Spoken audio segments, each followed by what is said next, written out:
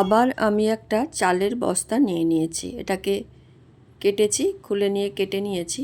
এবার পুরনো মায়ের একটা শাড়ি নিয়েছি, সেটা দিয়ে একটা কভার করে একটা কিছু ঢাকনা মতো তৈরি করি।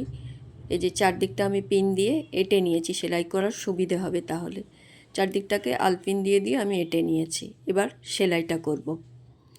সেলাই শুরু করলাম। এটা করাটা একটু কষ্ট, কারণ বস্তাটা একটু তো মোটা হয়, তার উপরে কাপড় দিয়েছি। মোটা কাঁথা সেলাই করা ছুঁচ নিয়ে সেলাই করছি, করতে একটু সময় লাগছে এবং হাতেও খুব লাগে। এবার সেলাইটা আস্তে আস্তে চারটে দিক এইভাবে করতে হবে, আস্তে আস্তে করি। করা হলে পরে দেখি কি দাঁড়ায় এবং সেটা কি ঢাকা দেওয়া যাবে, কিসে ব্যবহার করা হবে, তৈরি হলে সেটা দেখা যাবে। ফেলে দেওয়া জিনিস মনে হলো কিছু একটা করা দরকার।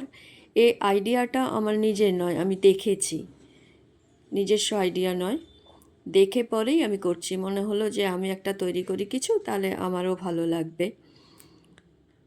দেখা যাক। এমন বন্ধু আর কে আছে তোমার মতো মিস্টার। আমি কাজ করতে করতে এরকম একটু টুকটুক টুকটুক করে গান করি, কবিতা বলি। পাগলাটে মানুষ তো, তাই এরকম। সেলাইটা খুব হাতে সুতোগুলো টেনে টেনে করতে হচ্ছে, খুব সময় লাগছে আর কি।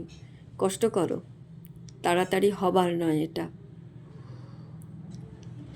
দেখা যাক কিভাবে হয়। সুতোগুলো আটকে আটকে যাচ্ছে, একটু টেনে নিয়ে বের করে করতে বেশ সময় লাগবেও। চারটে দিক সেলাই হতে বেশ সময় লাগবে। ফেলে দেওয়া জিনিস তো, দেখা যাক না, যা তৈরি হয় সেটাই ভালো হবে।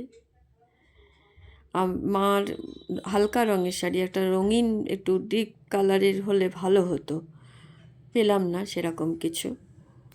যা পেয়েছি সেটা দিয়েই একটা দাঁড়াক, তারপর সেটাকে ভাববো যে এটা কিসে ব্যবহার করা হবে। বেশ শক্ত হাতে লাগছে,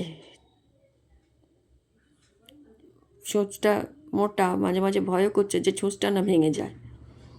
সুতোগুলো তো খালি আটকে যাচ্ছে।